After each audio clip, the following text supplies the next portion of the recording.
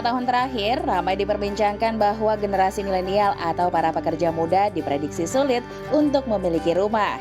Harganya yang terus meningkat, ditambah dengan ketidakstabilan pendapatan dan pekerjaan yang belum tetap, menjadi beberapa faktor yang memicu keraguan pekerja muda untuk membeli rumah. Di sisi lain, kondisi perekonomian global yang tidak menentu membuat banyak perusahaan yang lebih memilih untuk mempekerjakan karyawan dengan sistem kontrak atau outsourcing. Untuk itu, negara hadir melalui BPJS Ketenagakerjaan untuk memberikan perlindungan kepada pekerja atas resiko-resiko tersebut lewat 5 program jaminan sosial, yakni Jaminan Kecelakaan Kerja atau JKK, Jaminan Kematian atau JKM, Jaminan Hari Tua atau JHT, Jaminan Pensiun atau JP, dan Jaminan Kehilangan Pekerjaan atau JKP. Dengan demikian diharapkan mampu mendongkrak daya beli para pekerja muda untuk memiliki rumah, sehingga di hari tuanya mereka dapat hidup dengan layak dan sejahtera. Untuk itu kita akan membahasnya lebih lanjut hanya di iBreak. Ya, halo, selamat pagi pemirsa. Bersama saya Pram Senjaya, selama 30 menit ke depan saya akan menemani Anda di program kesayangan kita, apalagi kalau bukan di iBreak. Nah pemirsa, beberapa tahun terakhir ramai diperbincangkan bahwa generasi milenial atau para pekerja muda diprediksi sulit untuk memiliki rumah. Dan hal ini dikarenakan harga rumah yang terus meningkat ditambah dengan ketidakstabilan pendapatan dan pekerjaan yang belum tetap. Nah pemirsa, ini Menteri Keuangan Ibu Sri Mulyani juga pernah mengungkapkan bahwa ada 12,75 juta rumah tangga yang saat ini masih tinggal di rumah yang bukan miliknya. Dari mereka mayoritas kebanyakan masih mengontrak, menumpang di rumah orang tua atau keluarga lainnya, dan ada juga yang tinggal di rumah rusak atau tidak layak huni. Ternyata pemirsa, para pekerja muda masih memiliki harapan untuk bisa memiliki rumah idaman. Ada namanya BPJS Ketenagakerjaan yang bisa memberikan fasilitas pembiayaan perumahan bagi para pekerja. Dan pemirsa, sudah hadir di studio pada hari ini ada Ibu Roswita Lila Kurnia selaku Direktur Pelayanan BPJS Ketenagakerjaan. Halo Ibu, selamat pagi Ibu. Selamat pagi Mas Pram. Nah Ibu, sesuai dengan topik pada pagi hari ini, pekerja muda punya rumah Ibu. Mungkin Ibu bisa menjelaskan sedikit Ibu, sebenarnya sebelum kita mengulik lebih dalam lagi, apa sih peran BPJS Ketenagakerjaan dalam mensejahterakan pekerja Indonesia? Ya, jadi sebenarnya BPJS Ketenagakerjaan itu merupakan badan hukum publik yang dibentuk sejalan dengan Undang-Undang Sistem Jaminan Sosial Nasional SJSN, itu Undang-Undang Nomor 40 Tahun 2004. Kemudian siapa penyelenggaranya? Penyelenggaranya itu sesuai dengan Undang-Undang 24 2011. Salah satunya adalah BPJS Ketenagakerjaan. Nah, kami diberikan mandat untuk menjalankan 5 program. Awalnya 4 program, yaitu terdiri dari jaminan hari tua, kemudian jaminan pensiun, kemudian program jaminan kecelakaan kerja, dan juga jaminan kematian. Dan terakhir sesuai dengan Undang-Undang Cipta Kerja Nomor 11 2020 ada jaminan kehilangan pekerjaan. Nah, di dalam program pokok tersebut ada satu lagi yang salah satu yang disebut yang kita bahas sekarang, yaitu manfaat layanan tambahan berupa bantuan pinjaman perumahan bagi peserta BPJS Ketenagakerjaan. Oke, baik Ibu. Lalu Ibu, saat ini Bu, saya penasaran juga nih Bu, berapa sih jumlah pekerja di Indonesia yang saat ini sudah menjadi peserta dari BPJS Ketenagakerjaan? Iya, karena kalau kita itu kan sebenarnya kita punya target itu saat ini yang tercatat sampai dengan posisi sekarang itu kita sudah mencatatkan sekitar 40 juta pekerja. Walaupun nanti ada milestone di mana tahun 2026 kita harus mencapai jumlah peserta aktif mencapai sekitar 70 juta. Nah, sekitar 54% itu adalah generasi milenial. Jadi kalau kita lihat itu milenial dan juga Gen Z. Jadi kalau kita lihat itu sebesar kurang lebih milenial itu ada tercatat sekitar 14,5 juta. Kemudian Gen Z-nya itu 7,1 juta. Jadi artinya dari 40 juta mostly sekitar 50% lebih atau 22 juta itu adalah generasi yang mungkin merupakan yang membutuhkan untuk support di perumahan ini salah satunya. Nah, ini yang paling saya tunggu-tunggu, pertanyaan yang saya tunggu nih Bu. Ini kita masuk ke pembahasan utama ya pemirsa ya. Ini terkait isu generasi milenial atau pekerja muda yang diprediksi sulit memiliki rumah nih Bu. Tadi Ibu Roswita di awal juga menyebutkan bahwa BPJS Ketenagakerjaan ini juga memiliki manfaat dan fasilitas pembiayaan perumahan nih Bu ya. Nah, ini mau dijelaskan Bu, seperti apa sih Bu nih? Iya. Kita itu selalu sebagai badan hukum publik pasti berdasarkan satu aturan. Untuk manfaat layanan tambahan ini kita mengacu kepada Permenaker 17 2021 yang terakhir ya, menggantikan dari aturan yang sebelumnya. Nah, bentuk program untuk MLT perumahan ini itu kita ada pinjaman untuk pembiayaan perumahan atau KPR lah bahasa gampangnya ya, kredit pembiayaan perumahan. Kemudian juga pinjaman untuk uang muka perumahan, karena kadang-kadang beberapa yang milenial itu punya potensi untuk mengangsur tapi sulit untuk buat uang muka untuk down paymentnya. Kemudian juga satu lagi renovasi. Betul. Nah, di luar dari itu yang terkait dengan untuk peserta BPJS Ketenagakerjaan, kita juga membantu untuk konstruksi. Tapi ini untuk developer membangun perumahan khusus pekerja yang memang ditujukan untuk peserta BPJS Ketenagakerjaan. Oke, artinya memang itu untuk pekerja muda yang memang ingin mengambil rumah atau merenovasi rumah, Bu ya? Ya, atau juga developer yang memang menunjukkan untuk pembangunan rumahnya itu untuk kalangan pekerja yang memang menjadi peserta BPJS Ketenagakerjaan. Nah, Ibu, ini pasti banyak syaratnya nih, Bu ya. Ini syarat utama bagi pekerja muda yang ingin memanfaatkan fasilitas ini adalah menjadi peserta BPJS Ketenagakerjaan nih pastinya. Benar. Nah, Ibu, lalu bagaimana cara untuk mendaftar menjadi peserta, Ibu? Oh, gampang sekali sebenarnya. Satu, harus bekerja yang pertama. Jadi harus memenuhi unsur bahwa dia sebagai memiliki penghasilan. Apakah sifatnya sebagai pekerja formal dalam arti di kantoran, atau memang dia sebagai informal, artinya self-employed. Cuman memang saat ini adalah untuk MLT perumahan baru mencakup dari sisi pembiayaan bagi pekerja sektor penerima upah. Oh, begitu. Karena masih aturannya seperti itu. Belum menjangkau kepada yang informal. Tapi kita tunggulah, mudah-mudahan ke depannya ada aturan seperti itu. Jadi artinya mendaftarkannya itu adalah bisa dalam arti kalau dia memang kalau sebagai pekerja formal yang bekerja di perusahaan, itu perusahaan yang wajib mendaftarkan. Sudah otomatis ya, Bu ya? Wajib, karena itu program jaminan sosial ketenagakerjaan itu wajib untuk didaftarkan. Kemudian bagi pekerja mandiri itu didorong untuk menjadi mendaftarkan, karena memang dia yang harus mendaftarkan sendiri. Tapi kita juga punya toolsnya yang menjembatani baik dia sebagai pekerja informal maupun pekerja formal, karena setelah dia terdaftar, misalnya pekerja formal ya, sebaiknya sih mengupload JMO, Jam Sostek Mobile. Sudah otomatis kalau udah terdaftar langsung download karena di situ semua informasi dan juga pengkinian data atau updating untuk hal-hal yang bisa ditanyakan. Nah, kalau pekerja informal? Pekerja informal juga bisa mendaftarkan di situ. Jadi ada memang melalui dari pendaftaran orang mandiri di website kami, atau juga melalui dari Jam Sostek Mobile itu. Jadi pilih segmennya BPU, bukan penerima upah. Nanti terusin aja di situ. Oke, ini semakin menarik pemirsa, dan semakin banyak lagi pertanyaan yang saya ingin ajukan. Namun kita tunggu sesaat lagi pemirsa, tetap bersama kami di iBreak.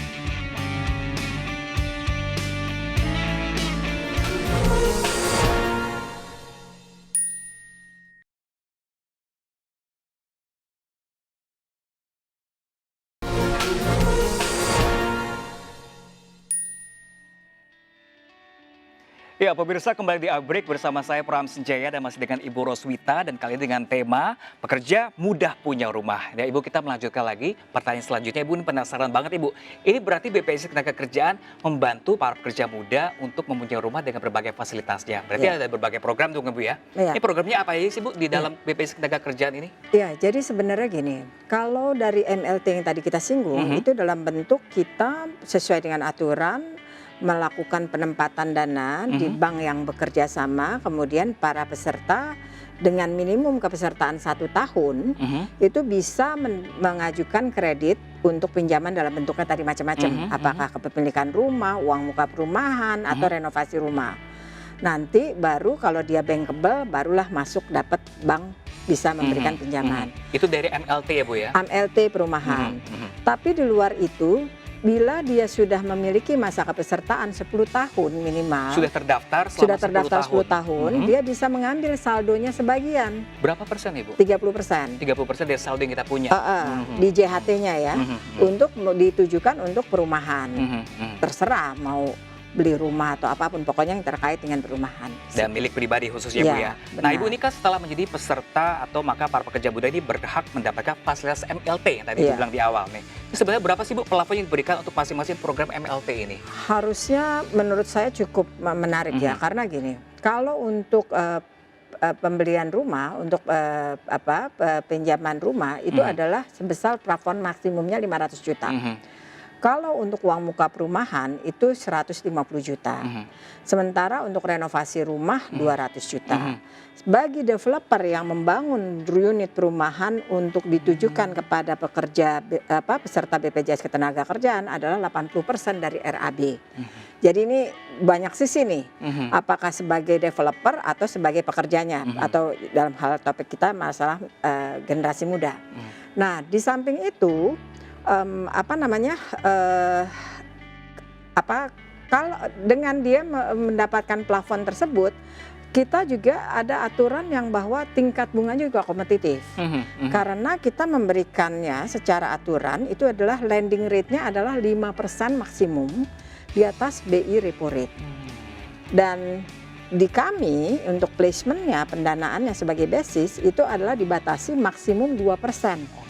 Dari BI repo rate. Artinya kalau kita kecil lagi di penempatannya secara di atas BI repo rate, mudah-mudahan sih jadi ke depannya untuk lending rate-nya bisa lebih kompetitif. Dan lebih memudahkan ya Bu pastinya Bu ya. Dan lebih murah jadinya. Nah Ibu, ini kan di luar sana kan banyak sekali program perumahan lainnya. Ini yang membedakan apa ini Bu? Dengan MLT yang kita punya di BPJS Ketenagakerjaan dan juga 30% tersebut. Ya, yang jelas pasti bunganya lebih pasti.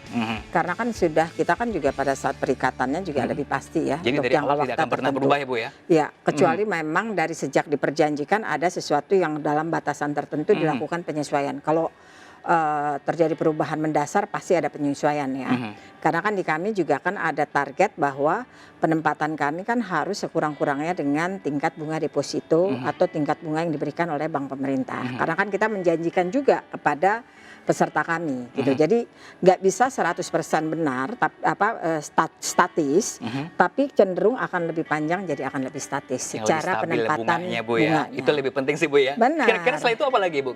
Selain bunga yang stabil? Ya, pasti yang jelas dengan 1 tahun kepemilikan kan paling nggak akses untuk mendapatkan potensi pembiayaan lebih mudah. Lebih cepat juga Bu. Lebih cepat. Pilihannya tuh apakah menunggu 10 tahun dengan ambil dari saldo sendiri atau bisa dengan 1 tahun kepesertaan bisa mengajukan kredit perumahan. Sebenarnya sangat menjanjikan sekali Bu ya dengan adanya BPJS Ketenagakerjaan ini. Kita tahu BPJS Ketenagakerjaan bahwa ini membuka harapan bagi para pekerja muda untuk punya rumah. Nah Ibu, sebenarnya apa saja sih Bu syarat dan proses yang harus dilakukan oleh para pekerja nih kalau ingin mengajukan? Ya, pertama satu memastikan rumahnya itu rumah pribadi ya, rumah milik sendiri yang akan diberinya. Yang kedua adalah tentunya juga pertama memastikan setelah itu kan pihak bank akan berkoordinasi dengan kami untuk memastikan bahwa yang bersangkutan memang peserta BPJS Ketenagakerjaan dengan masa kepesertaan yang dipersyaratkan. Selebihnya nanti akan berproses di perbankan. Artinya akan dilihat apakah memang bankable apa tidak. Karena kan pada akhirnya kan sesuai dengan prasyarat-prasyarat yang BI lakukan atau OJK lakukan. Dan syarat yang Ibu katakan tadi itu berlaku untuk MLT dan juga 30% tersebut? Iya. Nah Ibu, bagaimana juga kita angsuran masih berjalan dan belum balik nama, seperti apa yang harus dilakukan oleh Pak Pekerja? Ya, kalau misalkan katakanlah ini banyak hal. Yang menarik itu kan beberapa yang dari milenial atau generasi muda itu adalah punya potensi untuk mengangsur bulanan, tapi dia tidak punya uang muka. Itu kita adakan di sana. Di satu sisi ada renovasi, misalkan katakanlah rumahnya lagi berproses kredit, belum balik nama, sepanjang dibuktikan bahwa memang itu adalah rumahnya, karena memang misalnya belum lunas ya. Betul. Nah itu bisa dibuktikan dengan bahwa ada PPJB dan sebagainya itu adalah rumahnya. Nah itu bisa muncul dengan mengajukan dari kredit renovasi perumahan. Asal balik lagi syarat utamanya adalah kepemilikan pribadi. Benar, Bu ya? Secara substansi bisa dibuktikan adalah milik ya daripada peserta yang mengajukan pinjaman tersebut. Kalau mungkin kira-kira bisa nggak Bu ya kira-kira dari misalnya anak yang ingin merenovasi rumah orang tuanya dengan manfaat BPJS Ketenagakerjaan mungkin nggak dilakukan? Substansinya kan adalah manfaat itu harus dimiliki oleh peserta, dia didapatkan oleh peserta BPJS Ketenagakerjaan. Jadi pasti itu harus dipastikan adalah milik daripada peserta BPJS Ketenagakerjaan. Oke, jadi harus dipastikan kembali bahwa rumah tersebut adalah milik pribadi ya Bu ya. Harus dipastikan kembali seperti itu. Oke, ini semakin seru sekali Bu. Kita bincang-bincang di segmen selanjutnya. Namun pemirsa jangan kemana-mana, tetap bersama saya Pram Senjaya di iBreak. Sesaat lagi untuk Anda kembali lagi. Ya.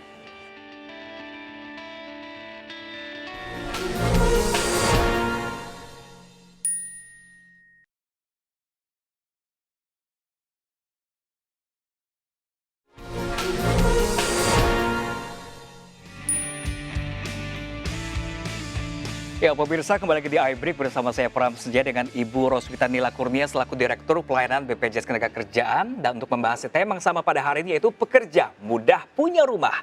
Nah, Ibu, kita masuk di segmen terakhir. Ini hingga saat ini sih seperti apa sih, Bu, respon para peserta dan para pekerja yang sudah memanfaatkan fasilitas BPJS Ketenagakerjaan ini? Ya. Terus terang mereka menyambut baik ya, dalam arti animonya terus meningkat. Karena kalau kita lihat dari total sejak ini program diluncurkan, dari sejak 2017 sampai terakhir November 2023, itu tercatat sudah ada yang dengan bank kerjasama kita itu pembiayaan untuk sekitar 4.385 unit dengan nilai manfaat sekitar 1,1 triliun. Artinya itu sesuatu angka yang tidak kecil juga ya.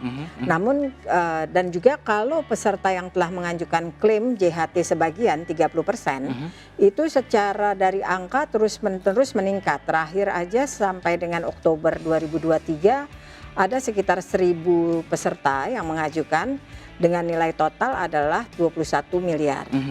Dibandingkan dari sebelumnya mungkin 12 miliar atau bahkan di bawah 10 miliar. Jadi itu terus meningkat. Nah, di sini artinya respons untuk kebutuhan di sini akan terlihat bahwa kebutuhan untuk perumahan itu tinggi. Terus kemudian baik apa menggunakan dari withdrawal sebagian 30% atau dengan pembiayaan perumahan yang melalui MLT perumahan. Di kami melihatnya bahwa harus dibuka kanal yang lebih luas. Biasanya kan mereka masuk langsung aplikasinya ke bank. Betul. Dan tapi kita juga karena kita sudah punya jam sostek mobile, itu jadi aplikasi Jemo untuk digital, itu artinya bisa kita dengan bekerja sama dengan salah satu perbankan, dalam hal ini BTN, dan juga membuka dengan bank-bank yang lain yang untuk masuk ke dalam aplikasi tersebut, mengajukannya lewat Jemo. Oh, jadi lebih mudah ya, Bu, bersinergi Jadi dengan Jemo aplikasi tersebut. Mengaplikasi untuk pembiayaan perumahan tersebut melalui Jemo, upload dokumen, nanti ngelink ke perbankan, nanti proses selanjutnya ke perbankan. Nanti akan di traceback di situ lihat prosesnya sampai di mana. Oke. Sehingga itu bisa apakah mereka langsung datang ke bank atau bisa langsung melalui aplikasi Jemo. Oke, Ibu, ini kalau saya lihat dari tahun ke tahun nih peserta selalu bertambah, Ibu ya. Lalu kedepannya, Ibu, ini dari BPJS Ketenagakerjaan apa sih yang akan dilakukan ke depannya? Ya, saat ini kan kita baru melihatnya yang tersalurkan kepada individual. Nah, dalam waktu dekat, insya Allah pertengahan Desember ini, kami akan melaunching itu di Gresik untuk pembiayaan dalam bentuk manfaat layanan tambahan kredit konstruksi. Tadi kan kita bahasnya perorangan ya. Nah, sekarang dalam bentuk kredit konstruksi, di mana memberikan pembiayaan kepada membangun perumahan pekerja ini berlokasi di Gresik, pembiayaan kepada salah satu developer yang dibangun sekitar 340 unit rumah, di mana 200-nya adalah ditujukan kepada peserta BPJS Ketenagakerjaan. Nah, ini yang kita biayai dalam bentuk kredit konstruksinya. Mudah-mudahan ini bisa terus menular sehingga skalanya akan menjadi lebih besar, karena yang masuk itu bukan hanya retail perorangan tapi juga dalam bentuk pembangunan dalam bentuk kerja perumahan. Oke, Ibu, ini kan semakin mudah sekali nih. Setelah menjadi peserta pasti banyak yang ingin tahu nih juga, dan saya juga pengen tahu, Ibu, apakah untuk melakukan klaim manfaat BPJS Ketenagakerjaan ini semudah dengan mendaftarnya? Harus dong, karena itu janji publik loh, janji kami kepada publik. Jadi pasti kita lakukan beberapa perbaikan dan itu nggak boleh berhenti. Karena gini, karena kan kita bisa benchmarking kepada layanan publik lain. Kalau yang lain bisa cepat, masa BPJS Ketenagakerjaan tidak. Jadi sekarang kita sudah punya aplikasi jam sostek mobile, dalam arti bisa mendaftarkan secara online, kemudian juga bisa mengajukan klaim JHT secara online juga. Tapi syaratnya harus sudah mendaftarkan secara biometriknya. Dan untuk jumlah saldo yang saat ini masih di angka tertentu. Nah, dari sini untuk memastikan keamanannya ya. Nah, dari sini proses klaim itu bisa dipangkas dari masa tunggu 15 hari menjadi cuma 15 menit. Secepat itu? Secepat itu. Ya. Kemudian sepanjang data-data benar, karena makanya harus bukti daripada biometrik tersebut. Kemudian di satu sisi kita juga melakukan layanan hybrid itu secara yang kita kenal dengan lapak asik. Jadi klaim untuk JHT. Terus menerus secara JKP kami bersama-sama dengan Kementerian Ketenagakerjaan juga melalui Siap Kerja. Jadi semuanya itu kita lakukan secara bertahap dengan online. Dan juga di satu sisi juga mempermudah cara prosedur sehingga bisa lebih mudah. Edukasi ini bagian dari salah satu kita mengedukasi dengan banyak hal. Dan yang terakhir juga adalah memastikan juga standarisasi daripada kanal-kanal fisik kita. Baik yang bentuk kantor cabang utama maupun hingga pelosok-pelosok yang kantor cabang penunjang ya kan kelas 4. Oke, Ibu, ini kan untuk mendaftar tadi sudah, untuk syarat juga sudah. Biasanya kendala yang ditemukan di lapangan ketika para peserta kok akhirnya saya nggak bisa ya mengklaim ini. Itu kenapa sih Bu kira-kira? Ya, itu kadang-kadang memang ada beberapa hal data yang mereka kurang mengupdate. Karena misalnya gini, ini kan kepesertaan ini pasti jangka panjang. Artinya kita bekerja dari katakanlah usia 25 tahun, mungkin mengklaim pada usia 56 tahun atau 40 tahun dan sebagainya. Kadang-kadang ada beberapa updating data yang mungkin bekerja pindah-pindah sehingga perlu waktu untuk melakukan verifikasi. Karena sebenarnya ini sekalian menghimbau juga, apalagi kita berhadapan dengan generasi milenial yang melek digital, perlunya pengkinian data untuk memastikan semua proses di ujungnya. Di-upgrade lagi berarti Ibu ya? Benar, nah, Ibu sehingga memudahkan. Karena jadi hambatannya selain sinyal, tapi juga updating terhadap data. Ibu ya, seperti itu. Nah Ibu, ini terakhir sebelum mengakhiri diskusi menarik hari ini, apa sih Ibu sampaikan kepada seluruh pemberi kerja dan juga pastinya para pekerja? Ya. Program yang didesain melalui BPJS Ketenagakerjaan ini adalah membuktikan bahwa negara hadir untuk seluruh pekerja Indonesia. Artinya gunakan dan manfaatkanlah ini dengan baik, daftarkan diri Anda, pastikan bagi yang pekerja yang memang dalam sektor formal bahwa Anda memang sudah tercatat dan terdaftar, bisa mengecek melalui Jemo, Jam Sostek Mobile untuk di-download. Kemudian bagi yang pekerja mandiri untuk segera mendaftar karena perlindungannya sangat luar biasa. Itu saja mungkin. Langsung download aplikasi Jemo-nya Bu ya hari ini Bu ya? Langsung download aplikasi Demo untuk segera mendaftar, baik terutama bagi pekerja mandiri. Gitu. Dan harus rajin upgrade dan juga mengupdate data karena memang itu pengkinian data sangat penting untuk hal tersebut. Oke, baik Ibu, tidak terasa kita sudah sampai di penghujung acara pemirsa. Terima kasih Ibu Roswita Nila Kurnia. Ini sangat menginspirasi sekali dan saya mungkin saat ini langsung ngedownload Jemo Ibu untuk memastikan berapa jumlah saldo saya kira-kira ya. Oke, ya pemirsa, terima kasih banyak juga Ibu Roswita dan pemirsa terima kasih juga untuk pemirsa di rumah dan saya Pram Jaya pamit undur diri. Terima kasih dan sampai jumpa di lain kesempatan.